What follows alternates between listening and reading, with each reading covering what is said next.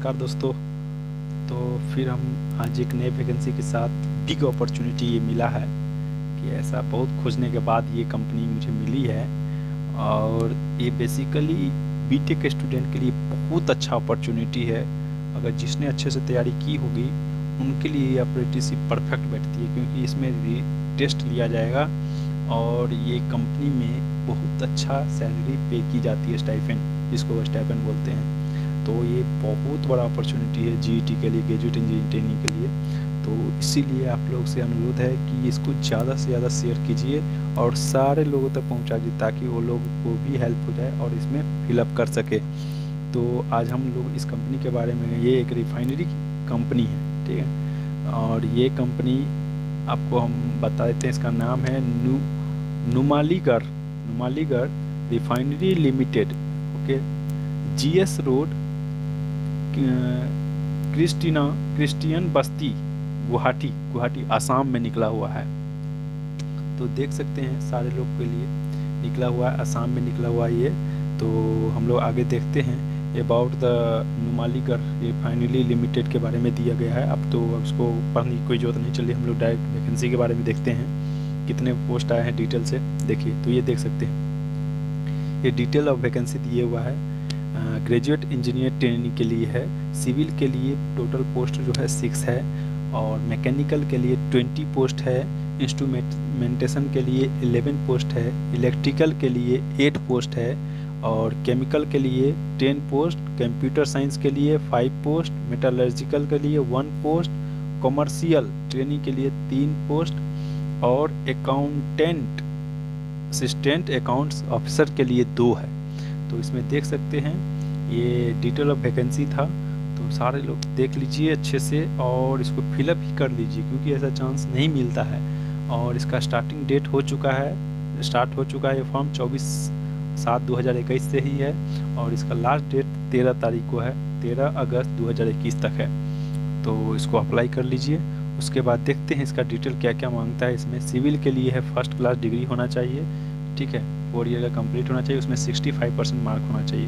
Mechanical के लिए भी सेम रूल है, और जीटी इंस्ट्रूमेंटेशन के लिए भी है, फर्स्ट क्लास इंस्ट्रूमेंटेशन इंजीनियरिंग और control engineering and electronics IEC, ठीक है। इसके लिए भी आपको सेम रूल फर्स्ट की तरह लगेगा। इसमें इलेक्ट्रिकल, केमिकल और कंप्यूटर साइंस, मेटलर्जिकल, इस सारे का डिटेल आप लोगों को देख लीजिए इसमें केयरफुली, क्योंकि ज़्यादा हम इस पर टाइम नहीं दे सकते हैं, क्योंकि और भी सारे इसमें डिटेल बताना आता है तो वीडियो लॉन्ग बन जाता है, जिसके कारण सब बोर होने लगते हैं। तो आप लोग एक बार PDF हम डाल देंगे आपको नोटिफिकेशन में, आप वहाँ जाकर डाउनलोड करके आप उसको पढ़ सकते हैं और अप्लाई कर लेंगे बहुत जल्दी।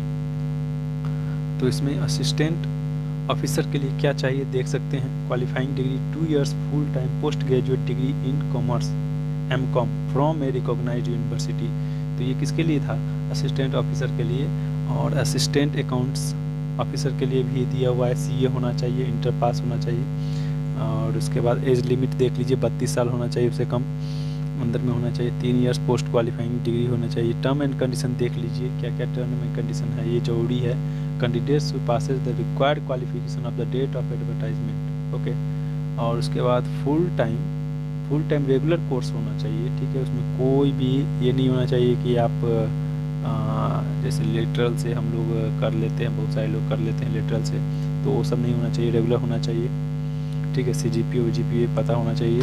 और इसमें देखिए बेसिक पे देख लीजिए, बेसिक पे बहुत अच्छा दिया गया। देखिए E2 के लिए, E2 कहाँ था देख सकते हैं, यहाँ पे दिया हुआ है डिटेल, देखिए E2 है ना, यहाँ कोर्स में दिया E2 E1। देखिए इसके लिए बेसिक पे देख लीजिए, यहाँ पे ये पे दिए हुआ है 50,000 to 1,60,000 पर मंथ है। ये मत सोचिएगा पर मंथ, 1 महीने का इतना तक जा सकता है। पर लाख जो पर एनम जो है 17.7 लाख है E2 के लिए, और E1 के लिए 40,000 to 1.4 lakh, that means total year का है 15.10 लाख है। CTC है, cost of company mention above the include performance related PRP which may vary depending on company, ये वैरी कर सकता है, आगे पीछे हो सकता है, जिसका आपका परफॉर्मेंस रहेगा उस हिसाब से।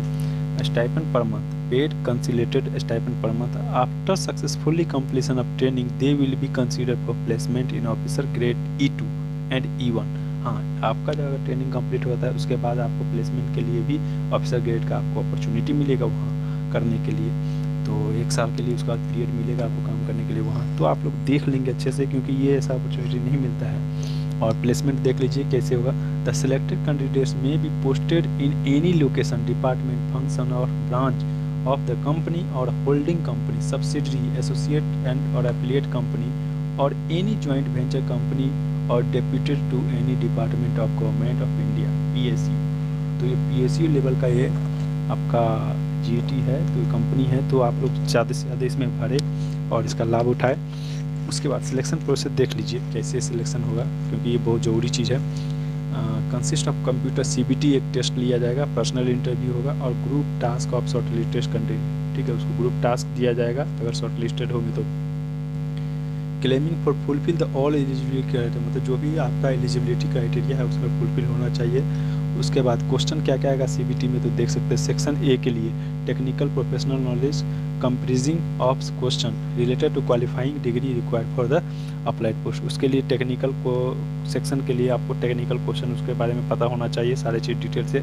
उसका करेंट अफेयर पूछेंगे, मतलब जनरल नॉलेज GK बोलते हैं। इंग्लिश पूछेंगे और रीजनिंग एंड न्यूमेरिकल एबिलिटी आएगी इसमें। 80% question will be from section A, मतलब कि आपका टेक्निकल क्वेश्चन 80% आएगा, उससे जो भी आप ब्रांच से किए हुए हैं उससे रिलेटेड क्वेश्चन आपको 80% आएगा। उसके बाद CBT फॉर्म आपके CBT ये तो हो गया है। उसके बाद ग्रुप टास्क या पर्सनल इंटरव्यू लिया जाएगा उसमें। उसके बाद देखिए candidate must secure minimum qualifying marks in both the stages, computer based test and GT, मतलब कि आपको उसमें कम से कम आपको PI पर्सनल इंटरव्यू और GT ग्रुप टेस्ट इसमें 50% आपको मार्क आना चाहिए। Offer of appointment we shall be issued to the suitable qualifying candidates in order to merit and, हाँ वो आपको मेरिट दे दिया जाएगा। उसके बाद जब आप टाइम दिया जाएगा कुछ दिन के लिए, उसका मेरिट लिस्ट अनाउंस होगा, उसके हिसाब से आप लोगों को मिलेगा। कंप्यूटर बेस्ड टेस्ट में 80% वेटेज दिया जाएगा और ग्रुप टास्क में 5% और पर्सनल PI में 10% और फाइनल स्कोर जो बनेगा कंबाइन स्कोर वो आपको कंप्यूटर CBT ग्रुप टास्क और PI ये तीनों मिला करके बनेगी। उसमें जो है आपको एक सिक्योरिटी बॉन्ड भी है इसमें, देखिए 7 नंबर में देख सकते हैं। तो has been execute security bond executed by parents legal guardians relievable security of 3 lakhs to serve the company और any of the subsidiary joint venture, मतलब उसको दिया जाएगा, सब्सिडी दिया जाएगा उसको PSU की तरफ से for the period of 3 years, 3 साल के लिए उसको सब्सिडी दिया जाएगा। उसके लिए रहने उन्हें खाने का सब चीज़ व्यवस्था शायद कर देगी वो। तो आप लोग अगर एक बार पास कर जाइए फिर अच्छे से आप लोगों को मेडिकल एम्प्लॉयमेंट मेडिकल एग्जामिनेशन भी होगी, कंसेशन एंड रिलैक्सेशन मिलेगा जो SC ST OBC और PWD के लिए है, तो उन लोगों के लिए बेनिफिट है, उन लोगों को कुछ दिक्कत नहीं होने वाला है। तो उन लोगों को भी उसमें रिलैक्सेशन, एज का रिलैक्सेशन मिलेगा और भी चीज़ रहते हैं। तो देखिए इसमें रिलैक्सेशन क्या क्या दिए हुआ है वो भी देख सकते हैं। देखिए 5 years दिए हुआ SC ST, 3 years OBC, 10 years PWD के लिए है। तो ये सारा चीज़ दिए हुआ है। जम्मू एंड कश्मीर के लिए भी जो बिलोंग करते हैं उसके लिए 5 years रिलैक्सेशन है। सारी चीज़ देख लीजिएगा, अच्छे से पढ़ लीजिएगा। हाँ, अब चलते हैं नेक्स्ट में एप्लीकेशन प्रोसेस कैसे करना है। तो प्रोसेस देख लीजिए, सारा डिटेल दिए हुआ है वेबसाइट पे। तो ये देख लीजिए क्या क्या मांग रहा है, अच्छे से पढ़ लीजिए क्योंकि ज़्यादा टाइम नहीं देंगे, बहुत ज़्यादा ही वीडियो लंबा बन गया है।